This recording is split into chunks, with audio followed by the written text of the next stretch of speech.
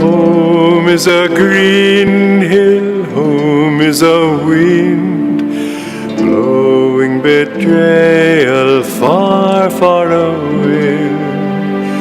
Home is the knowledge heaven is near. Home's the end of the fray. Home is my heart's land, home's where I am. Nothing can dim the light of my soul. Home is forever, home is today. Home's a heart that is whole. Often I dream that life is a play, laughter forever and skies never gray. But when I'm silent, freed from all care, I discover my home's everywhere. Home is a green hill, home is a wind, blowing betrayal far, far away. Home is the knowledge heaven is near. Home's the end of the fray. Home is my heart's land, home's where I am. Nothing can dim the light of my soul. Home is forever, home is today. Home's a heart that is whole. Often I dream that life is a play, laughter forever and skies never gray. But when I'm silent, freed from all care, I discover my home's everywhere. Home is a green hill, home is a wind, blowing betrayal far, far away. Home is the knowledge heaven is near. Home's the end of the fray.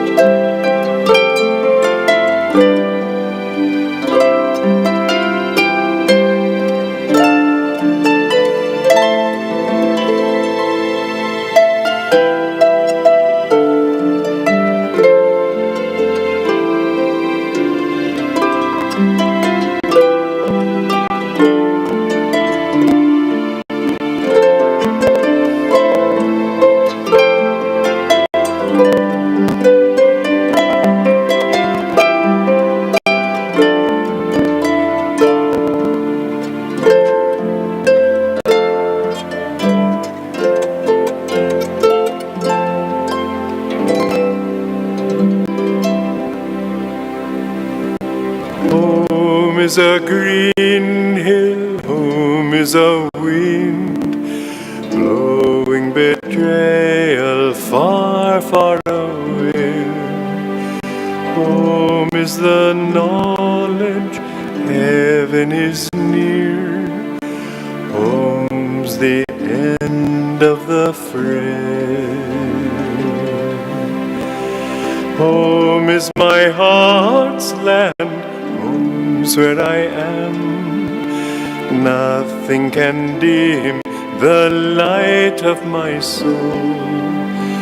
Home is forever, home is today. Home's a heart that is whole. Often I dream that life is a play, laughter forever and skies never gray. But when I'm silent, freed from all care, I discover my home's everywhere. Home is a green hill, home is a wind, blowing betrayal far, far away. Home is the knowledge heaven is near, home's the end of the fray. Home is my heart's land, home's where I am. Nothing can dim the light of my soul. Home is forever, home is today. Home's a heart that is whole. Often I dream that life is a play, laughter forever and skies never gray. But when I'm silent, freed from all care, I discover my home's everywhere. Home is a green hill, Home is a wind blowing betrayal far, far away. Home is the knowledge heaven is near. Home's the end of the fray.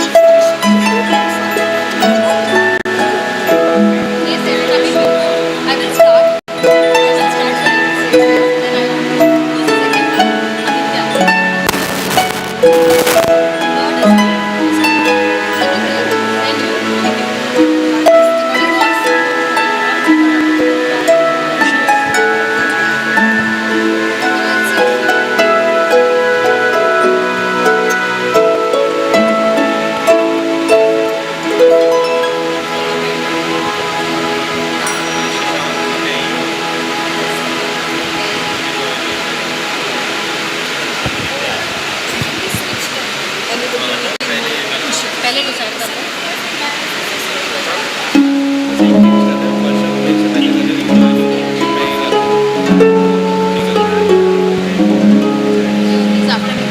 मेरा ब्रह्मानंद and जय नगरी में जय गुरु जय गुरु हमेशा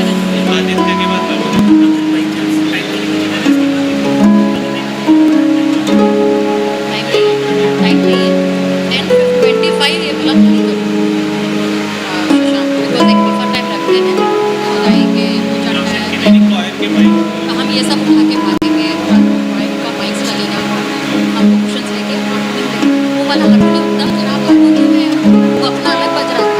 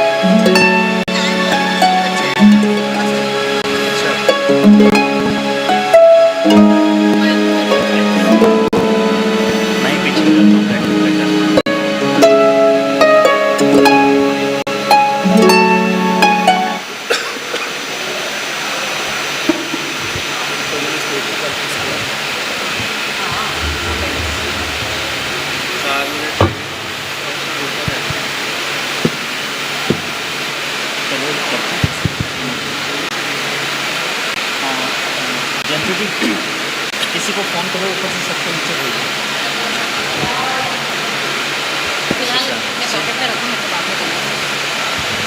देना जरूरी ऊपर से सबको नीचे बुला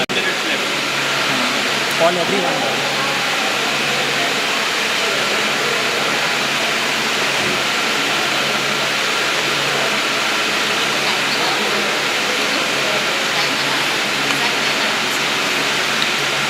मेरे हिसाब से इनको आने को 2-3 minute.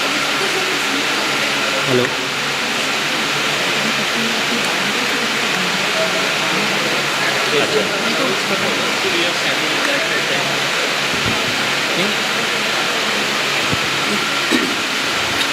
Aditya step up and take it down.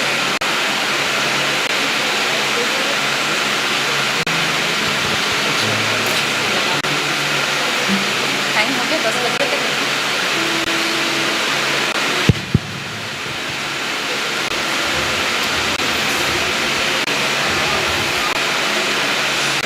ये जो मैंने दुकान लगा रखी है ना यहाँ पर दुकान यहाँ पे लगा रखी है सारी खानी पड़ेगी। दिखाते हैं एड्रेस।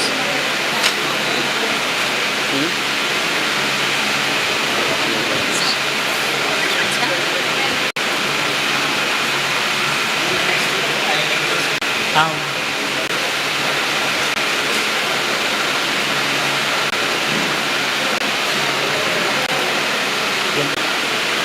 बैठिए सर आचार्य जी बैठिए। आचार्य जी विराजिए। आचार्य जी विराजिए। नहीं मैं पहले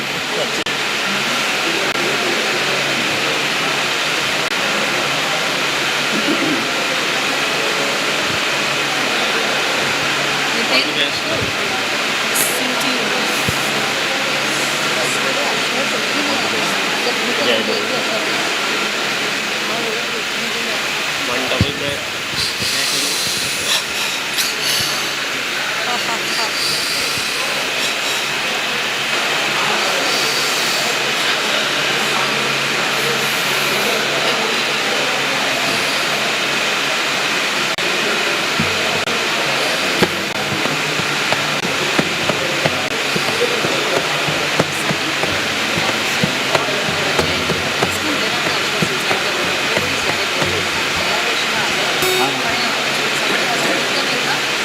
Actually, उनको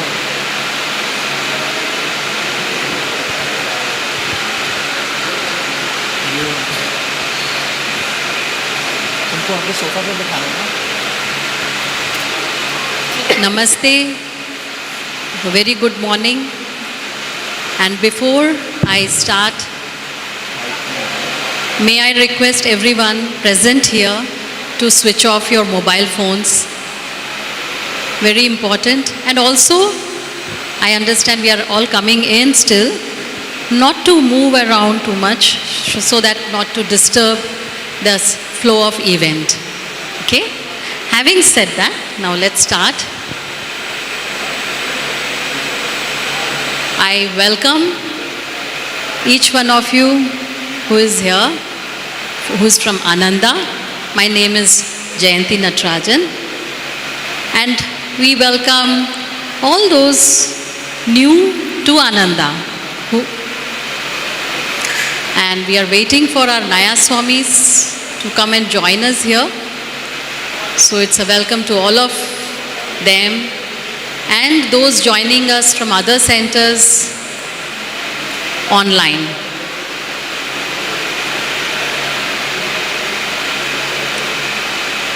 Okay, let me wait a bit more for our people to settle down.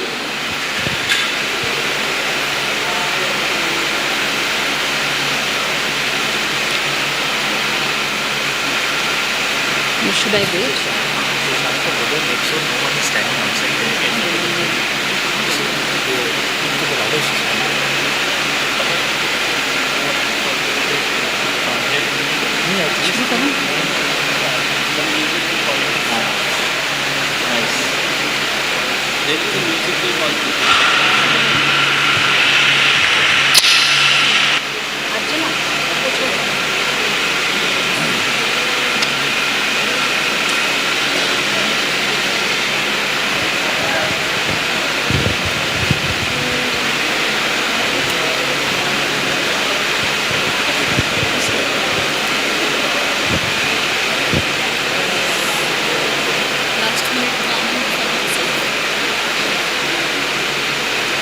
Okay, so we'll start.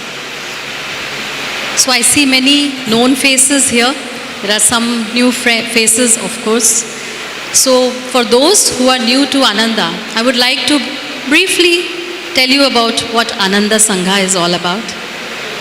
Swami Kriyananda, a direct disciple of Paramhansa Yogananda, founded Anand Sangha in the year 1968 to spread his guru's teachings of meditation, Kriya Yoga, spirituality in everyday life, and very importantly, his master's often quoted goal of spiritual cooperative communities. Today, Anand Sangha has 6 such spiritual communities in the US where at least 1,000 people, families and monks are living in harmony, and one in Europe. And there are many centers, retreats, meditation groups spread across the globe. Ananda Gurgaon was the first center that Swami Kriyananda started when he came to India in 2005. And since then, it's been spreading master's teaching in Gurgaon. And now we have many centers spread across India, and there are meditation groups and many centers still coming up. So with that, I would just like to briefly tell you about the flow which anyway all of you would have received over email and WhatsApp. So we will start with chanting at 10.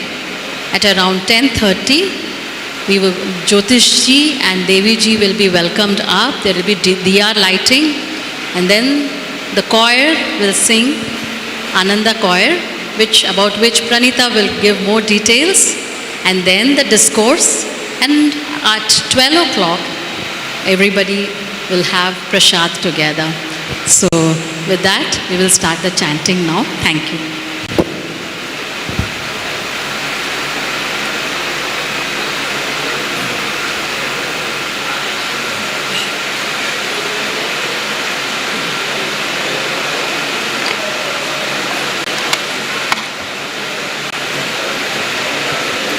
So let us start with the prayer. Can you hear? Am I audible?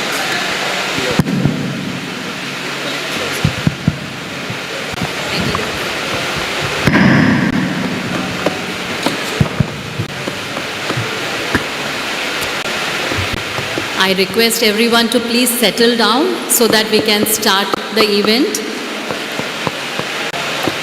Ushers, if you can guide the people in. So let us start with a prayer. Sitting up straight, closing our eyes, gazing up at the spiritual eye, at the point between the eyebrows. Let us invoke the presence of the Divine and the Gurus here today.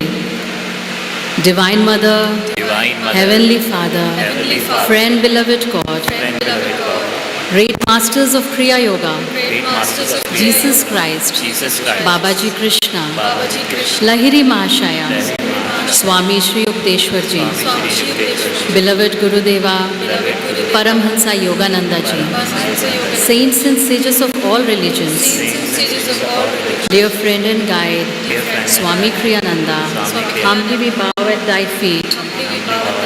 O great ones, help us to feel thy tangible presence here with us, blessing everyone who has come here, who is going to come. Help us to tune into thy guidance, thy ever-new joy, thy intuitive guidance to all of us. Make each one of us feel thy presence here. Fill this room with light, fill this building with light, and each of us feel it. We are thine, be thou eternally ours. Om Shanti, Shanti, Shanti. We'll start with Hymn to Brahma.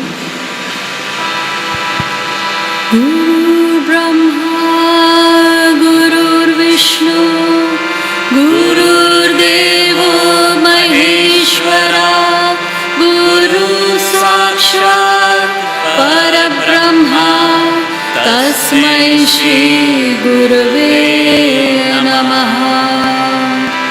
Brahmanandam Parama Sukhadam Kevalam Jnanamurtim Dvandvatitam Gagana Sadrisham Tattvamasyadilaksham Ekam Nityam Vimalam Achalam Sarvadhi Sakshi Bhutam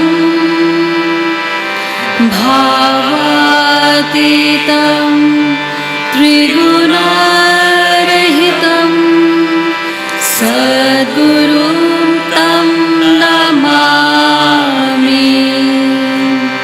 Tvameva Mata Cha Pita Tvameva Tvameva Bandhu Cha Sakha Tvameva Tvameva Vidya Dravinam Tvameva Tvameva Sarvam Mama Deva.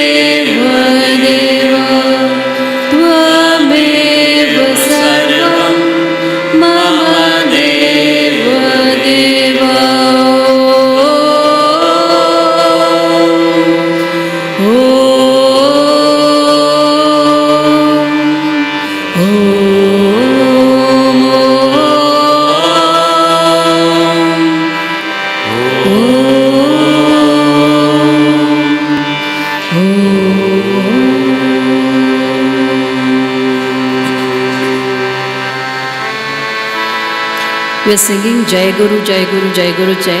If you know this chant, sing along. Jai Guru, Jai Guru, Jai Guru, Jai. Jai Guru, Jai Guru, Jai Guru, Jai. Paramahansa Yogananda, Jai Guru, Jai. Paramahansa Yogananda, Jai Guru, Jai. Jai Guru, Jai Guru, Jai Guru, Jai. Jai Guru, Jai Guru, Jai Guru, Jai. Paramahansa Yogananda, Jai Guru, Jai. Paramahansa Yogananda, Jai Guru, Jai. Jai Guru, Jai Guru, Jai Guru, Jai. Jai Guru, Jai Guru, Jai Guru, Jai. Paramahansa Yogananda, Jai Guru, Jai. Paramahansa Yogananda, Jai Guru, Jai. Jai Guru, Jai Guru, Jai Guru, Jai. Jai Guru, Jai Guru, Jai Guru, Jai. Paramahansa Yogananda, Jai Guru, Jai. Paramahansa Yogananda, Jai Guru, Jai. Jai Guru, Jai Guru, Jai Guru, Jai. Jai Guru, Jai Guru, Jai Guru, Jai. Paramahansa Yogananda, Jai Guru, Jai. Paramahansa Yogananda, Jai Guru, Jai. Jai Guru, Jai Guru, Jai Guru, Jai. Jai Guru, Jai Guru, Jai Guru, Jai. Paramahansa Yogananda, Jai Guru, Jai. Paramahansa Yogananda, Jai Guru, Jai. Jai Guru, Jai Guru, Jai Guru, Jai. Jai Guru, Jai Guru, Jai Guru, Jai. Paramahansa Yogananda, Jai Guru, Jai. Paramahansa Yogananda, Jai Guru, Jai. Jai Guru, Jai Guru, Jai Guru, Jai. Jai Guru, Jai Guru, Jai Guru, Jai. Paramahansa Yogananda, Jai Guru, Jai. Paramahansa Yogananda, Jai Guru, Jai. Jai Guru, Jai Guru, Jai Guru, Jai. Jai Guru, Jai Guru, Jai Guru, Jai. Paramahansa Yogananda, Jai Guru, Jai. Paramahansa Yogananda, Jai Guru, Jai. Paramahansa Yogananda, Jai Guru, Jai. Paramahansa Yogananda, Jai Guru, Jai. Paramahansa Yogananda, Jai Guru, Jai.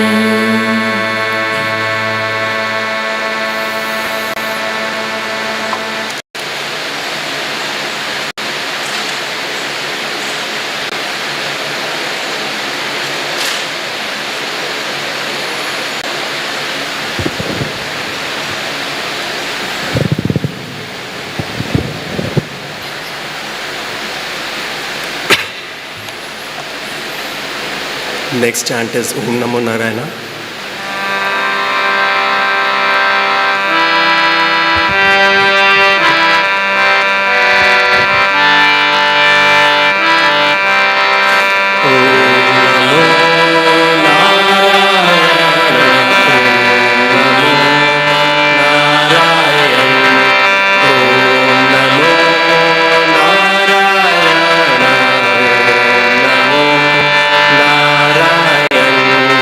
Om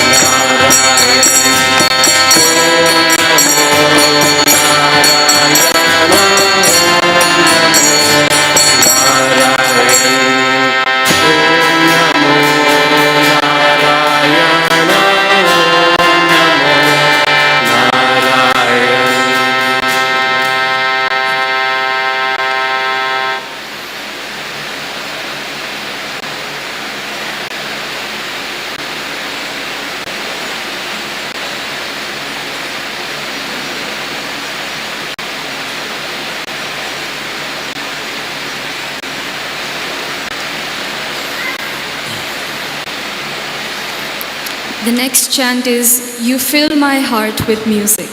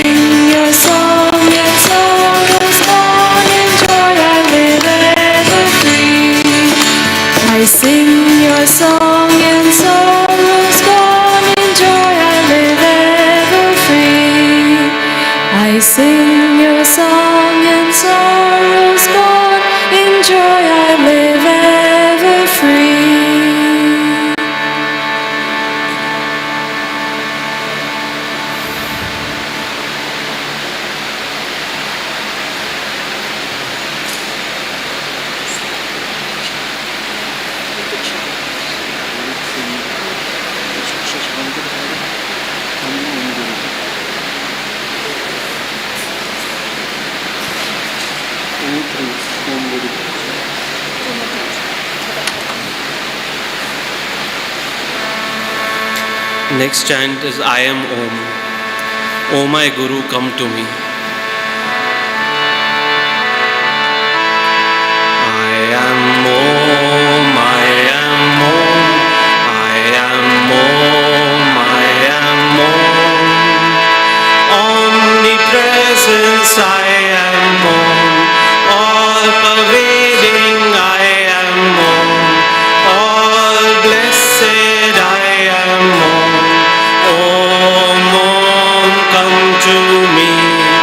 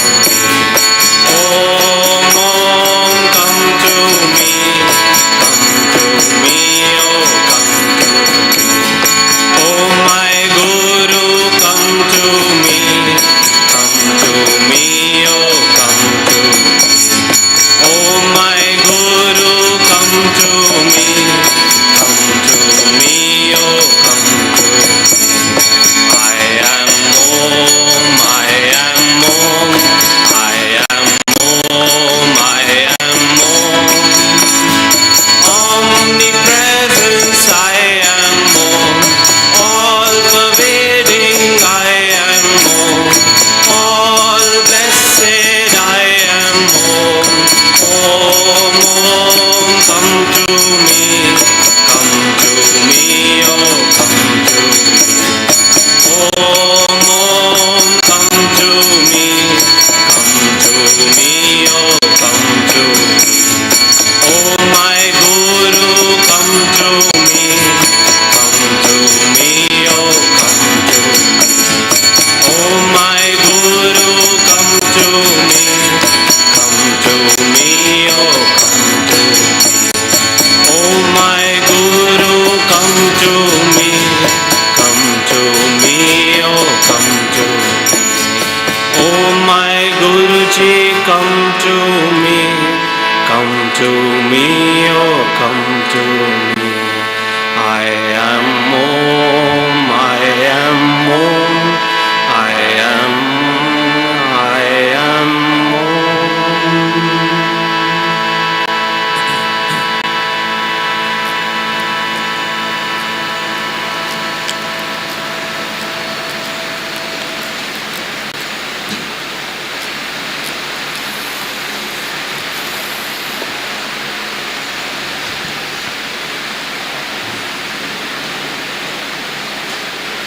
This one is Avenue Joy. If you know the words, please do sing along.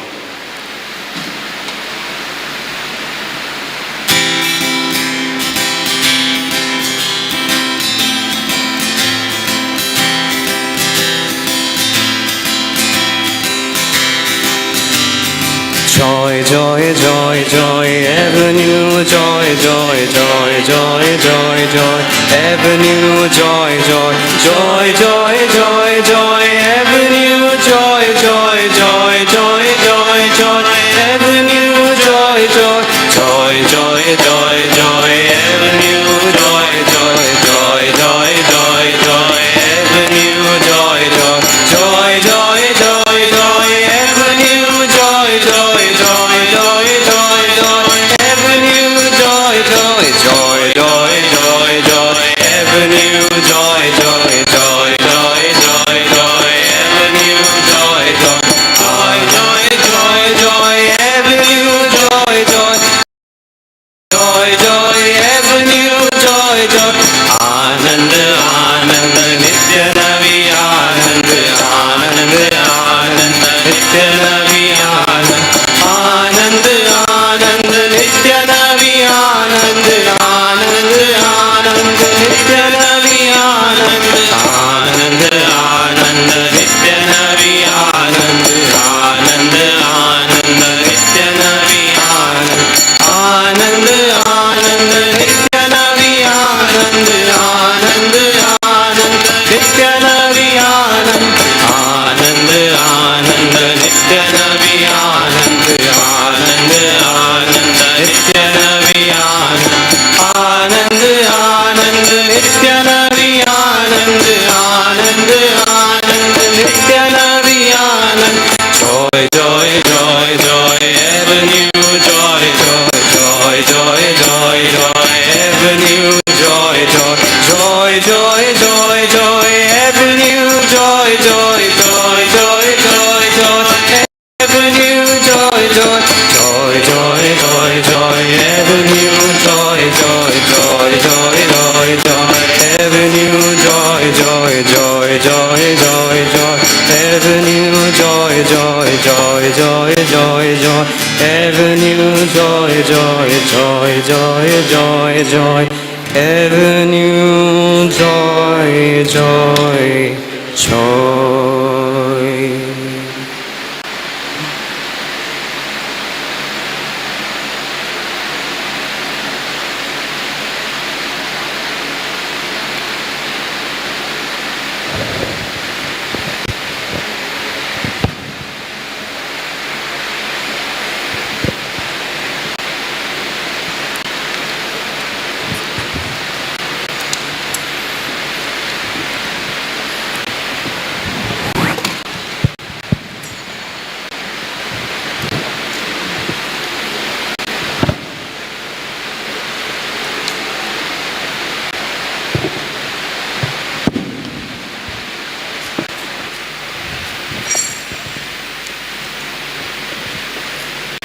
Good morning and welcome once again, everyone. feeling this attunement and the devotion from these blissful chants, let us now continue the day's proceedings. I'd like to welcome everybody who has come here today from various parts within the NCR, from other parts of India and across the world as well. It's wonderful to have all of you with us today. Firstly, let us all welcome Nayaswamis Jyotishji and Deviji amongst us today. It is an absolute pleasure and blessing to have them with us today here.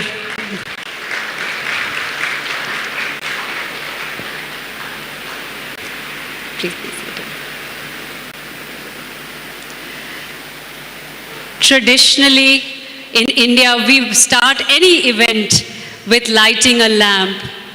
We want all of us to feel that knowledge, that wisdom coming our way, that we will be receiving from the wise words of Jyotishji and Deviji. Can I please request Jyotishji, Deviji, Nayaswamis Dhyanaji, Devarshiji, Daya and Keshavaji, Dharmrajanji to please come up and light the lamp.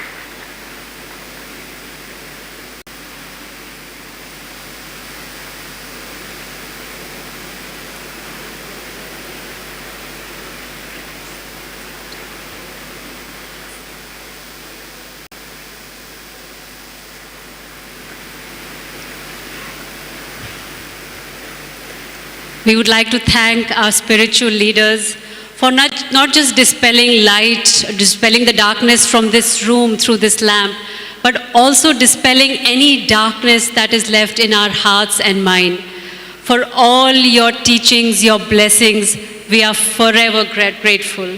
Thank you very much. Thank you. So good to see that the room is entirely full and many new people have joined us today to know more about this path, about Ananda. So very briefly, I'd like to talk a little more about Jyotishji and Deviji, especially for the people who are new in this room today. Nayaswamis Jyotishji and his wife Deviji are spiritual directors of Ananda worldwide.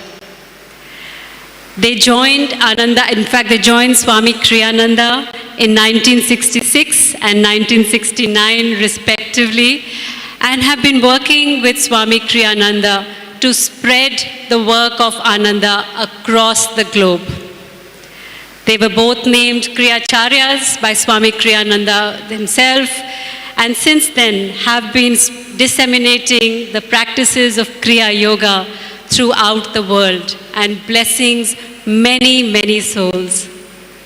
They have both been traveling across the world, across the US, many parts of India, many parts in Europe, taking the work of Ananda to souls who are in need, taking the work of their gurus, whose teachings they are an example of across the world.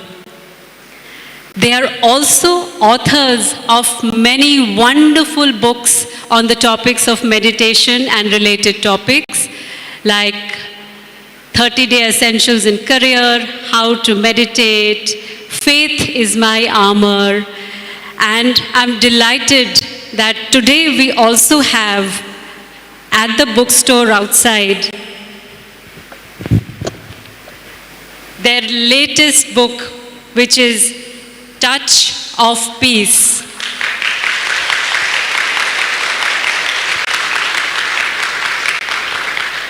We are eternally grateful to you, Jyotishji, Deviji, for blessing us with these wonderful teachings, all compiled in this wonderful books. Everybody who would like to take a copy of this book is available outside at the bookstore. So please reach out and take your copy if you are keen to. Thank you. Now I'd like to invite Shuchi and Shuchi again to offer our love, our gratitude in the form of these beautiful flowers to them.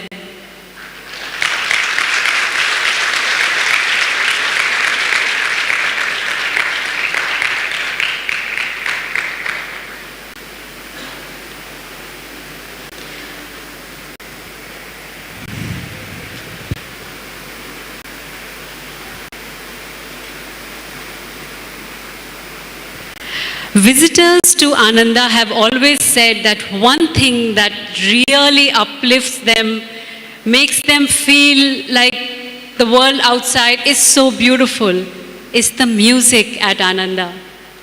And what a better way to start this wonderful proceedings of the day by inviting the choir. May I invite the choir to please come up on stage, please.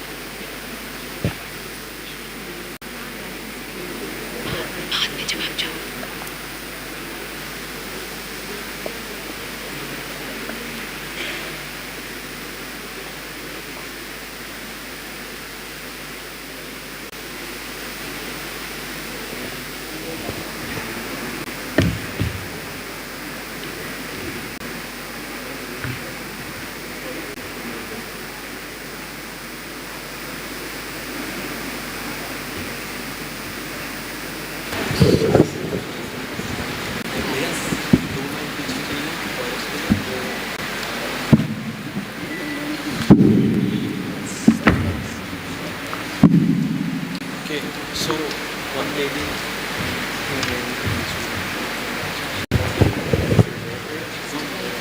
Space. Just space.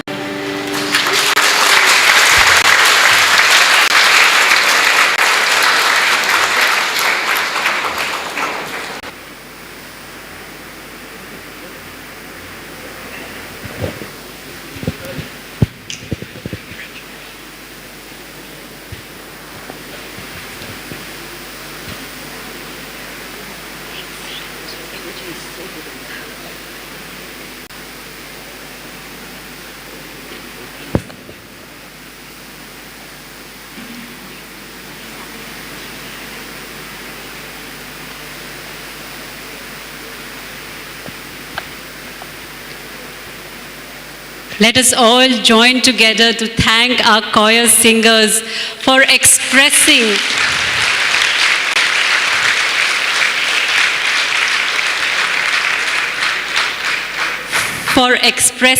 our spiritual aspirations through these beautiful words.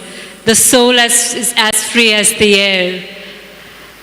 And now, this is the time that we have all been waiting for, to gather the words of wisdom that will come our way from our spiritual leaders.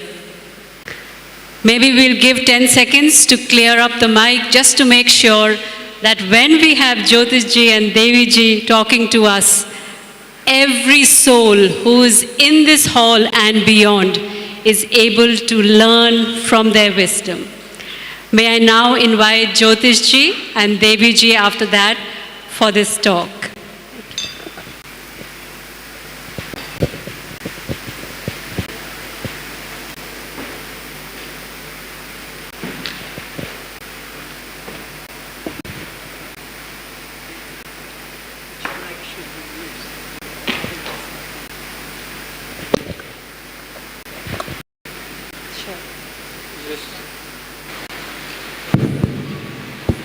Okay. First, I want to welcome everyone to the event today. All of our Indian friends, we have people who have traveled a long way to be here today. I also want to acknowledge and welcome a large group of people from Russia who are on pilgrimage at this time. So it's a very wonderful thing. I want to thank whoever placed the flowers in the position toward Master, and I'll tell you why. We just heard a very interesting story. There was when Master Paramahansa Yogananda Ji was residing at Mount Washington in California, there was a monk who was a gardener, and every morning he picked a beautiful fresh flower, put it in a vase, and then he placed it on Master's desk where Master was working throughout the day. And he would come in the afternoon, and he would see that the flower had wilted and was all bent over. And he thought, why should this be? This was a fresh flower this morning. It shouldn't be wilted like that. This went on day after day after day. Finally, he decided that this was a mystery that he had to solve. And so he concealed himself after he placed the flower, and he watched as Yogandaji came in and began to work. And he saw that the flower spontaneously bent over as if offering itself at the Guru's feet. And so I'm glad these flowers are now offered at the Guru's image. They don't have to leap off the table and come up. Okay, good.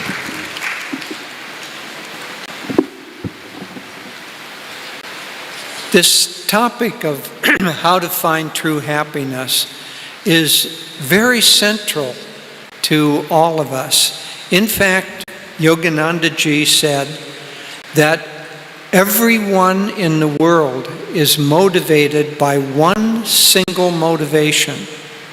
And you might think for a moment, well, what is that? Maybe it's to expand your life, maybe to get rich, maybe. But what is the one thing that everyone is motivated by? He said, to find happiness and to avoid pain. And why should that be? You know, it seems like we come into this world, there's so much complication, there's so much to do, there's many relationships, there's so much variety. Why should there be a single motivation? Well, it goes back to something even deeper, and that's that all of us are expressions of the one God who has created the universe. He didn't really create us as much as he became us. So we're part of his consciousness. And Adi Shankara, many centuries ago, gave a definition of God. Sat, Chit, Ananda. Sat is existence, Chit is consciousness, Ananda is bliss or joy. And so our very nature is made up of those three elements. Now, when God has to become something in creation, in order to keep creation going, he has to create the law of duality. So you have plus and minus in the very atoms themselves. There is electrical charge that creates the space in an atom. The electron is negatively charged. The core of the atom is positively charged. And that duality allows existence to come into being. If it weren't, it would all collapse. But in that duality, we have joy, and we have its opposite, which, in fact, there is no opposite to true bliss, because it's pure. But God tamps down that bliss and creates happiness.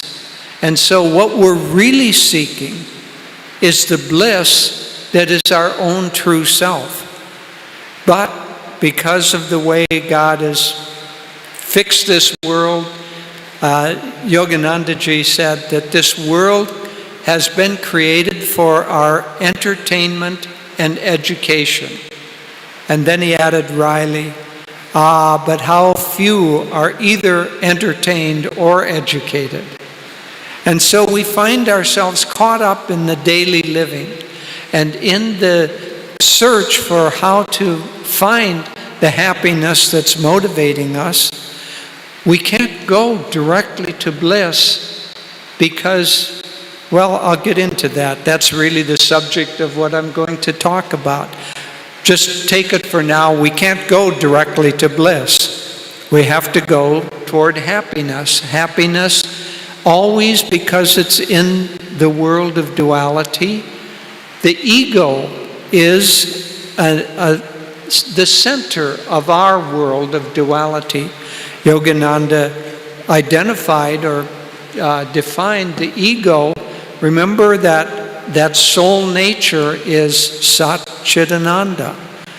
But when that Sat Chit Ananda becomes identified with a single body and a single personality, we think we are this body, we think we are this personality, and therein lies the rub.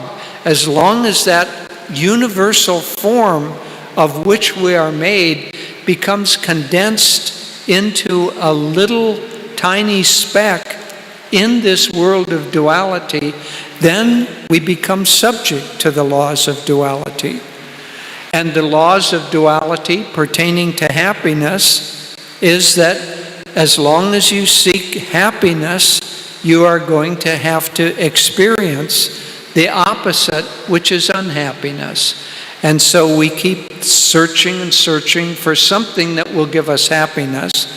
And those who are wise try to find something that will be a little bit more permanent. Many people seek happiness secondarily. They don't really think of seeking happiness. In fact, we made a movie called Finding Happiness. And one of the central points of the movie is don't seek your happiness through secondary objects. So people think, I want to be happy, that's the motivation. They don't think that, it's just part of our nature. We want to be happy. And then they think, how can I be happy? Well, if only I had this house, then I would be happy. If only I had this husband or this wife, then I would be happy. If only I had this bank account or this fame or this position in society, then I would be happy. Yogananda said that is the motivation that's used to get a donkey to walk along carrying your load. He said, donkeys are stubborn, and so is the ego. So if you have a donkey and you put your load on him, and he decides that he's not going to move, you can tug on the rope, you can beat him, and he still won't move. So what Yogananda said is that the wise person takes a stick and ties it to the head of the donkey, and then in front of from the end of that stick, he ties a carrot. And the carrot sees, the donkey sees that carrot, and he thinks, well, I want that carrot. That carrot's going to make me happy. And so he takes a step, and lo and behold, the carrot recedes before him. And he takes another step, and pretty soon he's trotting along quite rapidly, carrying the load. Well, God uses the same play with us, only that he realizes that we won't truly be very motivated by a carrot, so he dangles a position or a car. I had a friend who was a yogi, knew these truths, but nonetheless, he had a great desire to get a Porsche, which is a kind of a sports car that you can drive very fast. It's a very fast and nimble sports car. And so he worked and he worked. It took him 2 or 3 years to earn the amount of money that he needed to purchase this car. And then he was very happy when he got the car. He drove it home. And because he knew these teachings, he knew that no object is going to keep you happy for very long. He said kind of, you know how long that car made me happy? 1 night. That was it. The next morning when I got up, I looked at the car and I thought, what a lot of work it's going to be to pay off the loan for this car. So it is with everything in this world. We seek something that is secondary to happiness. And whatever that is, fill in the blank. Probably, although I know that it wouldn't be accepted, probably we could have had the words to the second song that they sang, Joy in the Heavens. Just print those words and hand them out. And then Davy and I would not need to give a discourse, because the whole teaching is contained in that. But as long as we seek outside of ourselves, we're destined to, first of all, be constantly discontent. Because if we define ourselves as needing something, needing a car, needing a big house, whatever it is, if we define ourselves as needing something, by that very act, we make ourselves discontent. And so one would think that we would get this picture more quickly. But Yogananda also said something.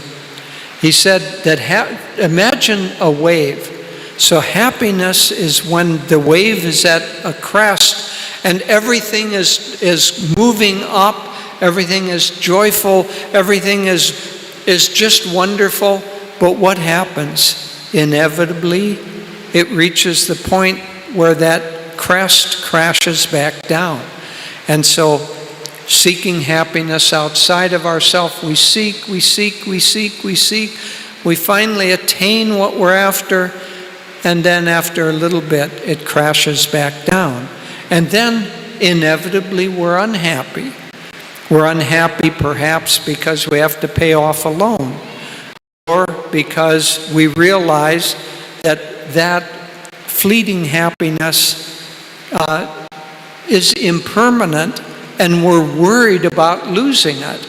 So you get a new job, a good promotion, and then all of a sudden you're worried about losing that position, losing the benefits that come with it. So contained in that very movement is the crest and then it goes down to unhappiness, and then the wave motion starts again. But Yogananda said something else, and this is the thing that we should all be a little frightened by. He said that sometimes that motion of the ups and downs begins to calm. You've no doubt seen an ocean that was stormy, and then after the storm, the ocean is calm, and there are very few waves, and the waves don't make much. He said, the trough is unhappiness, the peak is happiness, but in the middle, when the movement begins to quiet down, and this is the thing that should frighten us, he said, we ourselves get bored and we want to whip up the wave motion again. And so, I'm sure that you've experienced, you're seeking something, you get it, finally you kind of crash down from that. The delight of having it has worn off, and you wonder, oh, what's next? Oh, getting kind of boring. Maybe I need, and then you fill in the blank. I need something. And so we keep whipping ourselves up and whipping ourselves up. And this goes on and on and on. And it goes on for many, many lifetimes. We're chasing that carrot that's in front of us. Only each lifetime, the carrot gets freshened like that flower in front of Master. And so we get a new body, a new energy with new desires. And it goes on until Yogananda said it achieves an anguishing sense of monotony. How many times will this happen again and again? How many times will I be fooled by thinking, if only I could get this, then I would be happy? There was an incident that happened. Ananda village in California is a community filled with about as many people as are here, maybe more, and families. And we have there a little market. And one day, Devi was in the market, and she was watching a mother and a young son who was about 6 years old at this time. And the mother was shopping, and the son said, "Mommy, Mommy, can I have an ice cream cone? Can I have an ice cream cone?" And the mother said, "No, it's near dinner time. I don't want you to have an ice cream cone. It'll ruin your appetite, so no, you can't have it." And the boy just kind of stopped. And he said, "Mommy, I don't want to be in this world anymore." And the mother, what was going on in the soul of the boy was the anguishing monotony of wanting something and knowing either you couldn't get it, or if you did get it, it wasn't going to last long. So this was an old soul born to a family of yogis. And he said, "Mommy, I don't want to be in this world anymore." Well, the mother naturally said, "Okay, you can have the ice cream cone. Let's go get it." But the point is that we come to a time in the soul's evolution at which it takes on an anguishing monotony, and we realize that there must be a solution to finding happiness that doesn't just have this repetitive process that goes on and always ends in disappointment. Master said, you can be sure that delusion keeps only one promise. And that one promise that delusion keeps is that it's going to disappoint you. And so, if we want happiness, and we do, and we've finally figured out that we can't find happiness by obtaining things outside of ourselves, then we really begin the time in which we begin a spiritual search.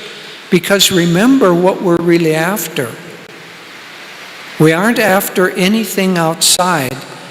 We're after the remembrance and the reclaiming of the essence of who we are, that Sat Chit Ananda that always resides within.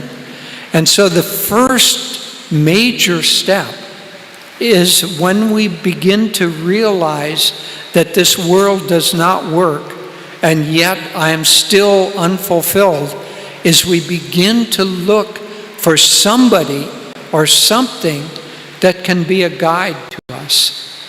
And first, we may pick up a book. We may read about some self-help ideas. We may read about health. We may read about many subjects. But in doing that, there's a big difference that we've already made, because in those books, we're looking at ways that we can change ourselves, not change the world, not obtain things, but change ourselves. And that is a very, very important step when we realize that only the change of the self, the way our behavior is, that's the only thing that's going to work. And so that motivating force of seeking will draw us first to good books, then to teachers that are wise teachers, and ultimately it will draw us to a guru, because it is the guru who is able to reintroduce us to our true soul nature. Everything else will bring us toward that and will help us move step by step.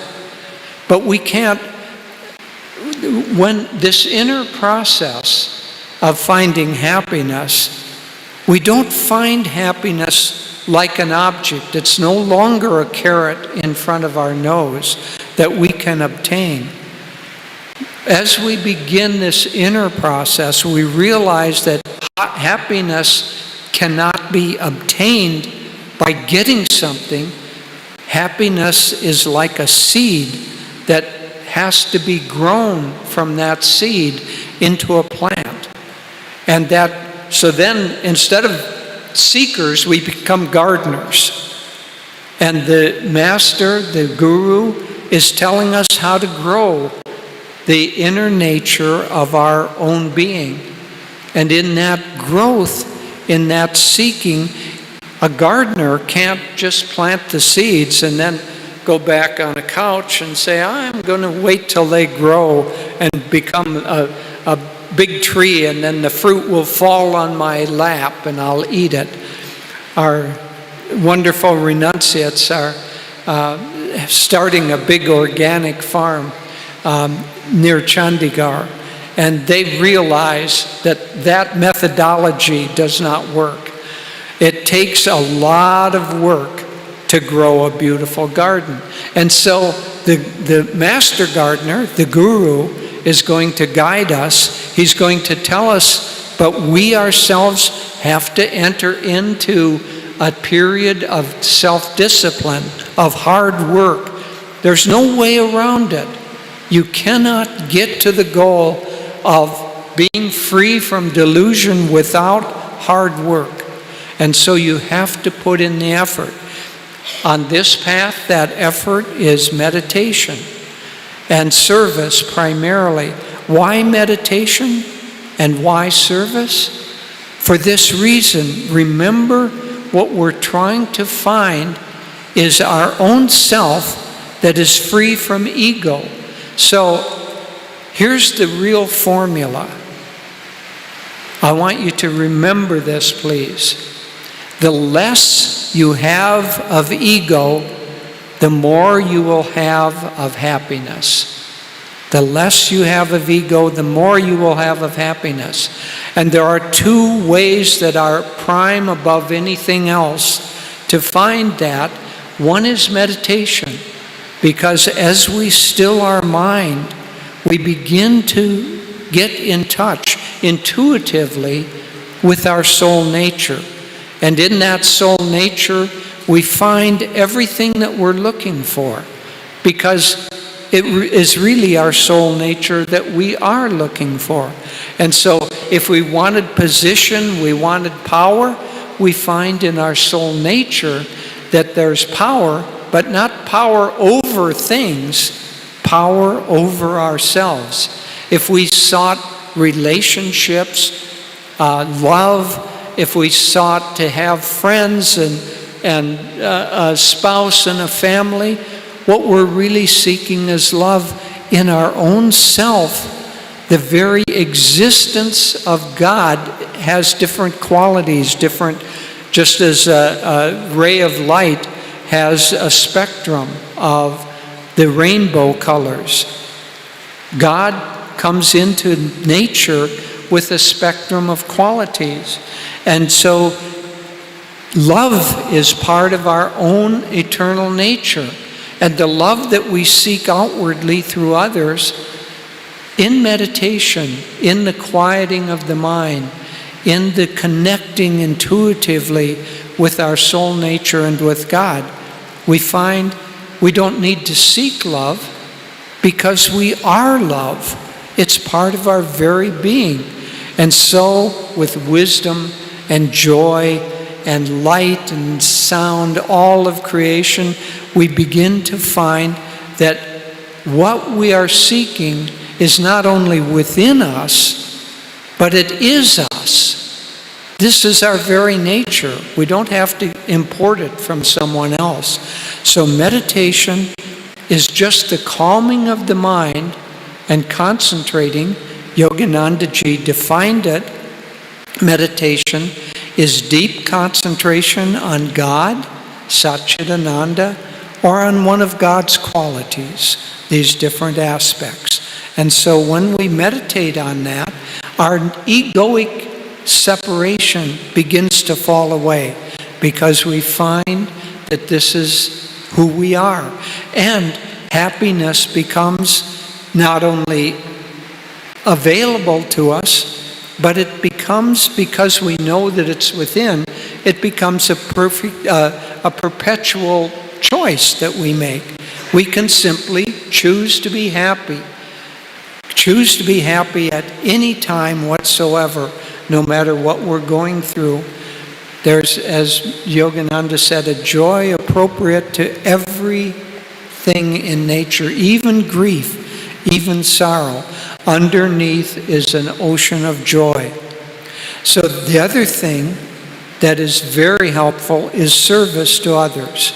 Because remember, we're trying to diminish the sense of ego or the sense of self. And if the more you're self-involved, the more you think about yourself, the unhappier you're going to become, because you just submit yourself to these collapsing forces of the gravitational pull of duality. And so by thinking of others, by serving others, we begin to expand the heart, we begin to expand the mind, and then the more we do that, the more we think of others, the less we think of ourselves, the happier we become. And that happiness becomes permanent. Think of this image. You've all seen a funnel, wide at the top and narrow at the bottom. So the ego is narrow, the soul is wide. If we have that funnel balanced on the life at the pointy end, it's very unstable. Any little breeze comes along, blows that over. So this funnel, let's define this funnel for now as our happiness. So if it's set down at the narrow end, any little breeze comes along and topples it over and we're unhappy. Or a big wind comes and it topples it over. Well, if we make a little progress and we still have the narrow end, but the narrow end is wider, now it is a little bit more stable, but still anybody coming by, brushing it, can knock it over. And Lord knows this life is going to give us hard knocks. And so if your happiness still resides even a little bit outside yourself, it is available to be knocked over. So what we want to do is to increase, expand expand our consciousness, expand those we care about, those we think about, those we serve, so that Yogananda said, don't think of only your family. Called that us four and no more. He said, this is a social way to samadhi. Get rid of us four and no more. Think of the neighborhood that you live in, the group that you have, the nation, the whole world. And if the whole world becomes that which you care about, then your funnel no longer has a narrow end, and nothing can knock it over. And so these two especially, meditation and service to others, Yogananda Ji defined that as the essence of our path. So if you want to be a master gardener, Yogananda Ji has given us the plot, he's given us the design, but we have to put in the hard work. We have to meditate daily. We have to try to meditate deeply. The more we do that, the more we will find permanent happiness residing in. And because we aren't going to meditate all day long and all night long, we should spend our working hours trying to be of service to others, trying to be a light to the world, trying to the best of our ability to recognize that the one God that resides within us resides in everyone and everything in this world. And when we can truly understand that, we will come back to our own highest self, where permanent bliss resides forever and forever.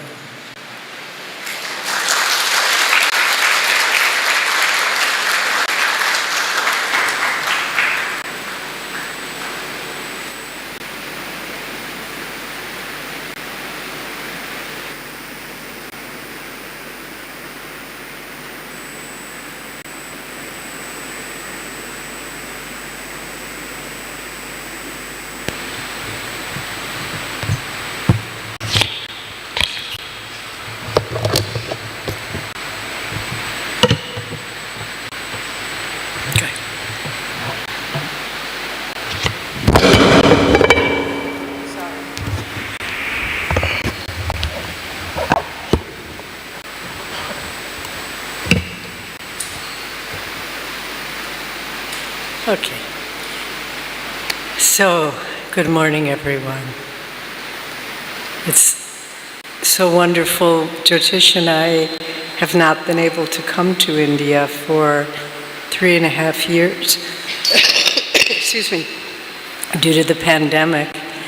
And we have many dear friends some of whom have traveled to be here today. And we hope we have many new friends who are joining us, and I see some who have come before to our classes, and it's absolutely, we can't tell you how wonderful it is to be back. I'm going to take a risky moment here and lower this. Okay, worked. All right. So,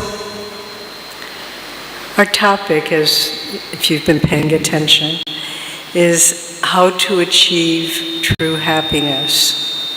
And this is really a false title, because you cannot achieve true happiness. You can achieve goals in the world. As we've been saying, you can graduate from school with a good degree. You can set a goal to reach a level in your corporation. These are goals to be achieved. But happiness isn't a goal. Happiness is a state of mind. It's an attitude. And you can't achieve it in the same way you would do an outward goal. And so, rather than say how to achieve true happiness, I'd like to discuss 4 ways of how to choose happiness in your life in such a way that you find true happiness. The first one is to choose to be happy under all circumstances. And you might think, oh, that's for foolish children. But to choose to be happy under all circumstances is the attitude of heroes and people of great strength and courage. We were visiting a few days ago. There's a wonderful project underway here in Gargan. There's a school locally called Summerfield, and it is now being administered by a wonderful woman educator who is training the teachers in Swami Kriyananda's method of education for life. And I really feel like this school is a prototype for education of the future in India and in the world.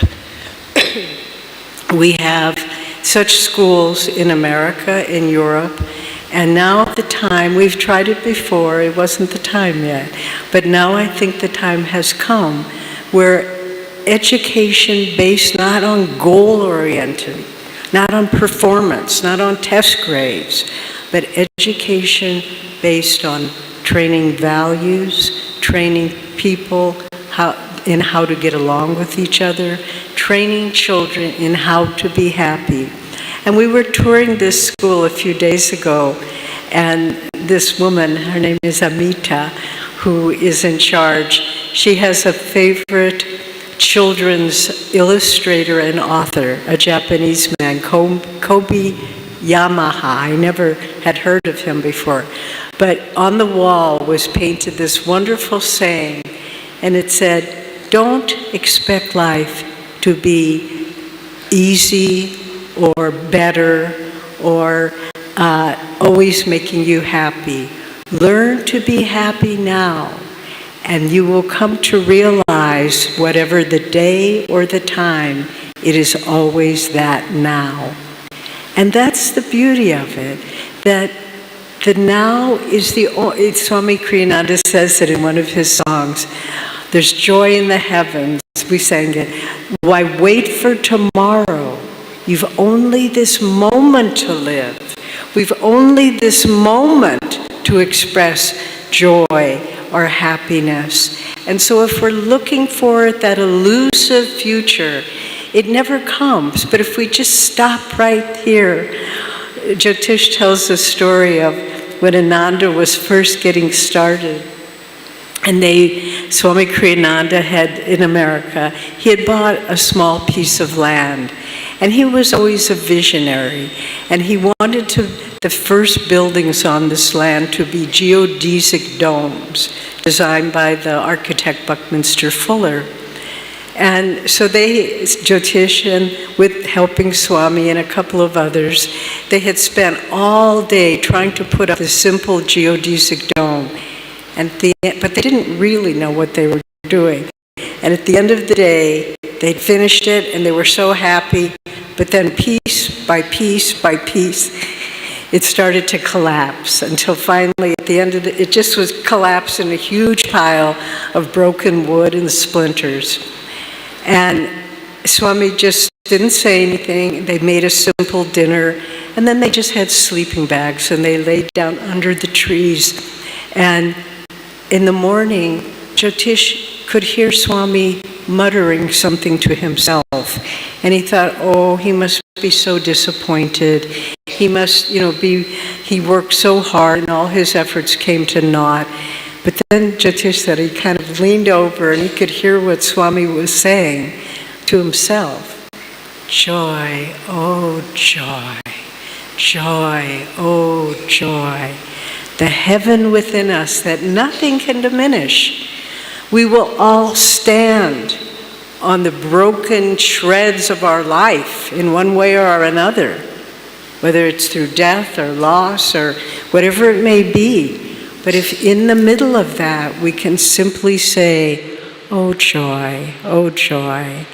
I remember when I had a very dear and beloved mother, and in the last days of her life, she was a very wise and spiritual woman. And we all knew she didn't have many days left. And I was holding her hand and I said, "Don't be afraid, Mom." And she looked at me very surprised. She didn't practice yoga. She didn't know these teachings.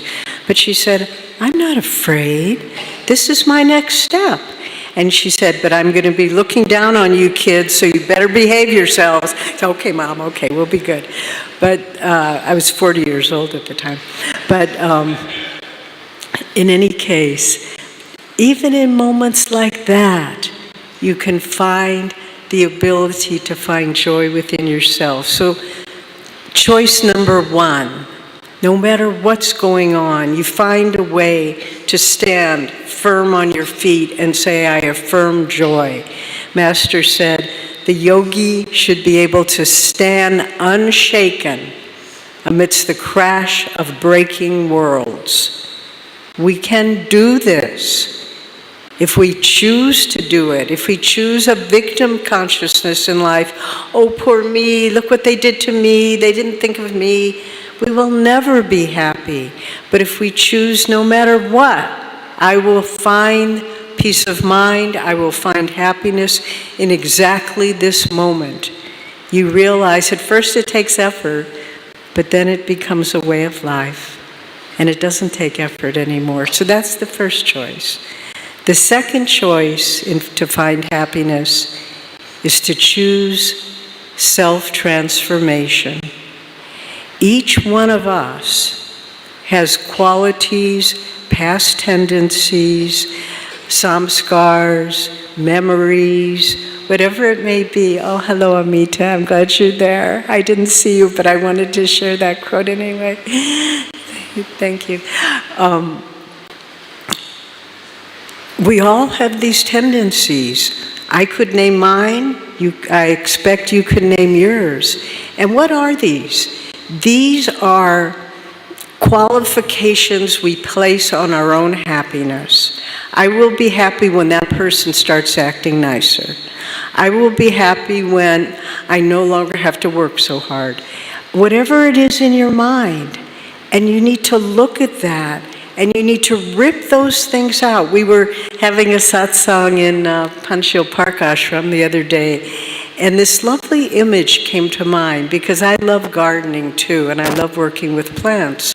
And you know when you're weeding a garden, and there's a big weed with deep roots, and you try to pull it out, but if the soil is hard and uncared for, you're not going to get that. You'll get the leaves, but the roots will stay.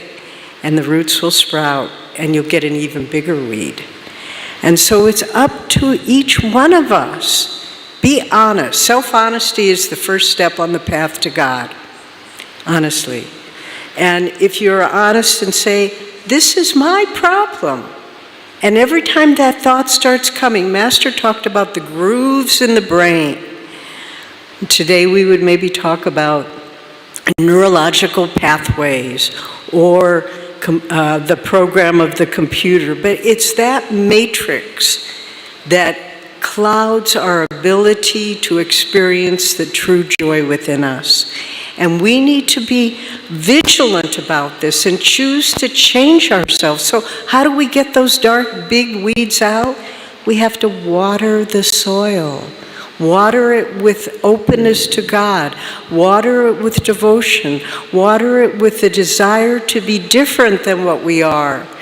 And water it with the faith that we can change, because we can. One of the great, all of us senior Ananda members who have been part of Ananda for a long time, one of the greatest joys is to look at our brothers and sisters and say how they have changed. It can happen, and it's the most beautiful thing in the world when a soul drops off some chain that's been keeping them bound to unhappiness. But we have to want to change. We have to say, "I will work at this." And every time those same, and really for most of us, it's not a lot of things we need to work on. It may be 2 or 3, but they maybe have deep roots. But if we water it and we keep pulling sensitively, slowly, unceasingly, The moment comes, and I think anybody who has done gardening knows, where you feel those roots break and you feel you can pull out that tendency. So we have to choose to change and then work at it, and choose to change those things that keep us bound in a sense of frustration and perpetually looking for something that we can never achieve. So the third choice we have, and Jyotish spoke about this too, is to choose others' happiness over your own. And this may it's so counter-egoic to do this. What does the ego say? What about me? That's the ego's main theme song. What about me? I'm not getting enough attention. I'm not getting enough money. I'm not getting whatever it might be. And if you just flip that and say, what about them?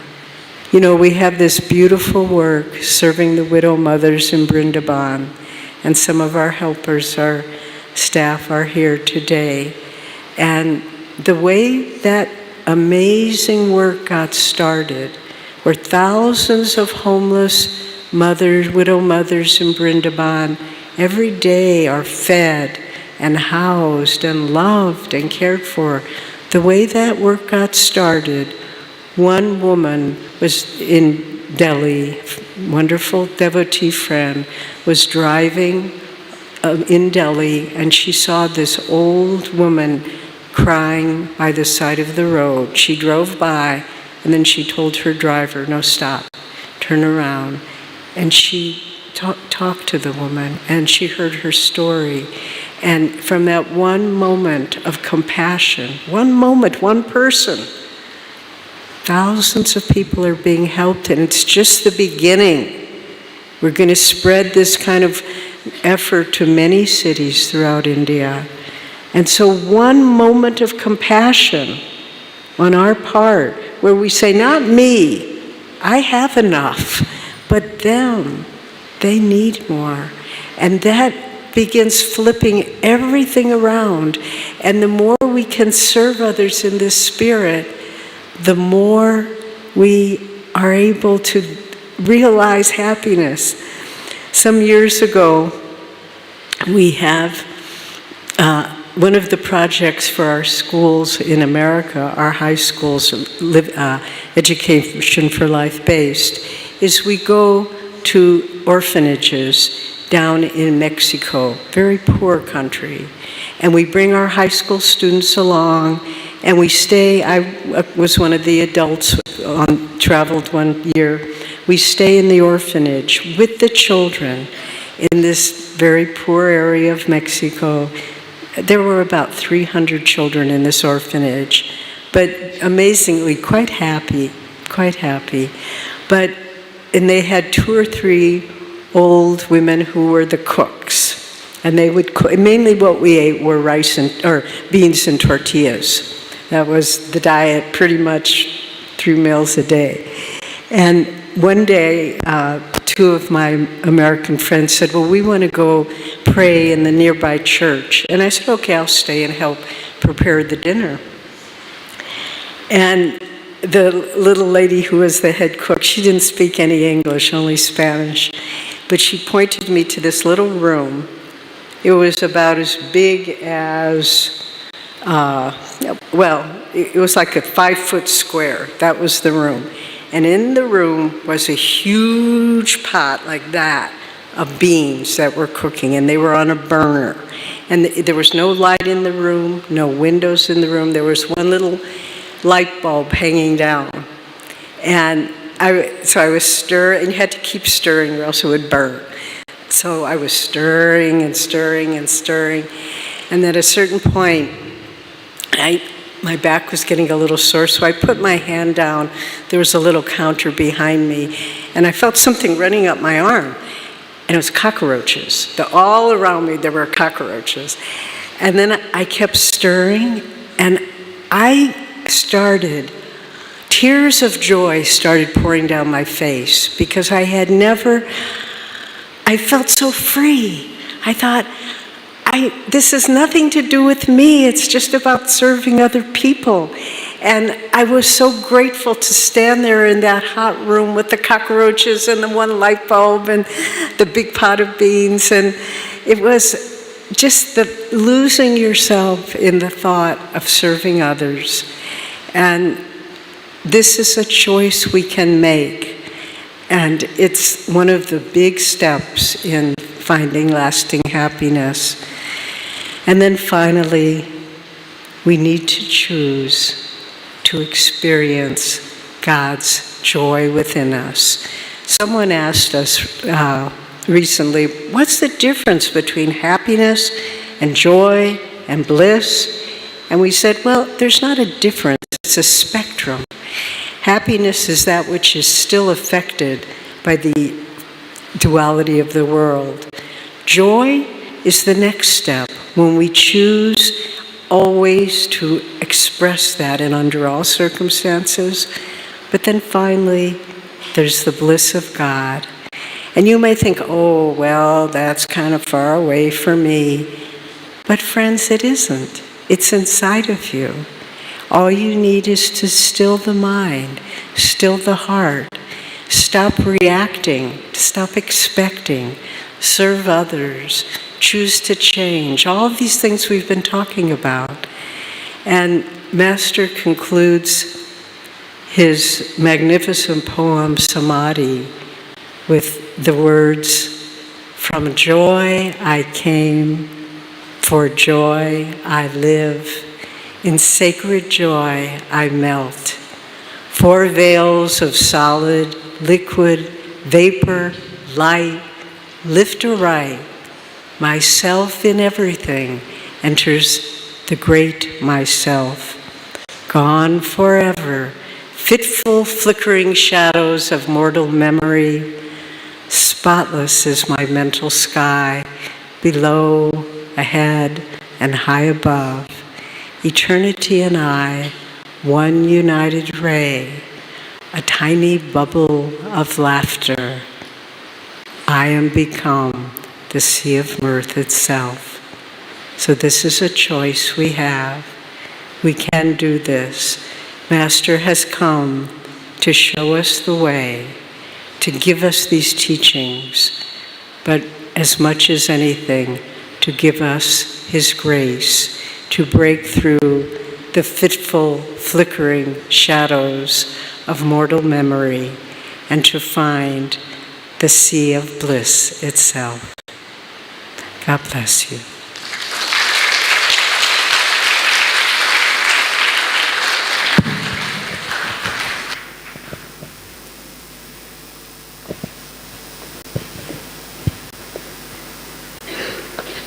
Thank you very, very much, Jyotishji and Deviji.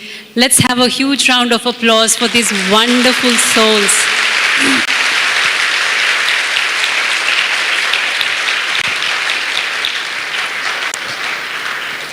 We thank you for your words of wisdom, and more importantly, for being our role models of all the qualities that you spoke of.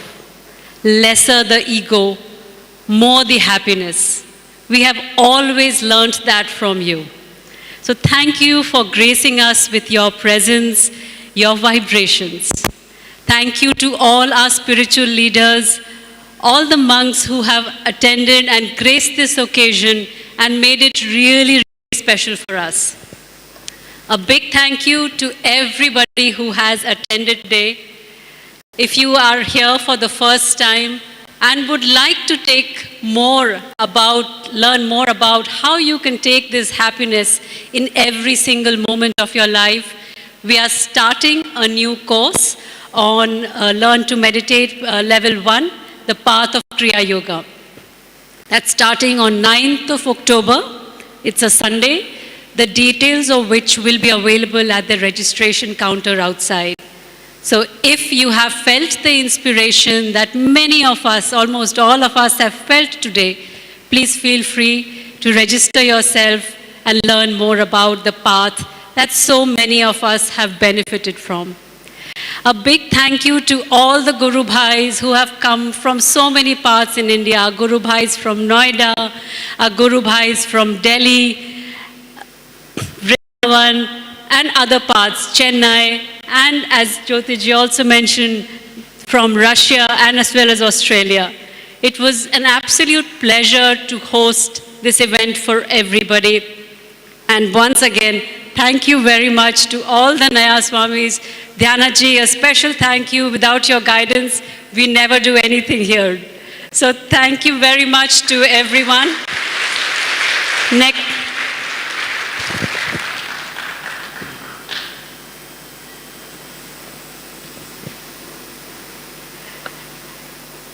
Dhyanaji just reminded me that you must also go to the registration desk to find out more about other special courses that are also starting, the relationships course that's also starting, the details of which the date and time will be available at the registration desk. Right after this, we have lunch outside, and we invite everybody to join us for lunch. However, a humble request to everyone here to please remain seated till we have ushered out Jyotishji and Deviji. Last and certainly not the least, a big thank you to all the Guru Bhais and everybody, our partners, our vendors who have made this event possible. Jai Guru.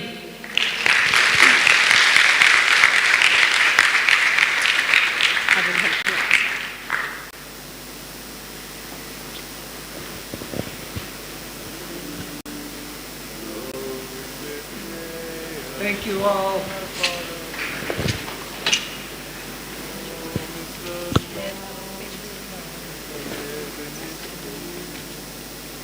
Home's the end of the fray. Home is my heart's land. Home's where I am. Nothing can dim the light of my soul. Home is forever, home is today. Home's a heart that is home. Often I dream that life is a play, laughter forever and skies never gray. But when I'm silent, freed from all care, I discover my home's everywhere. Home is a green hill, home is a wind, blowing betrayal far, far away. Home is the knowledge heaven is near. Home's the end of the fray. Home is my heart's land. Home's where I am. Nothing can dim the light of my soul.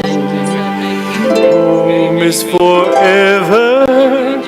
Home is today. Home's a heart that is home. Often I dream that life is a play, laughter forever and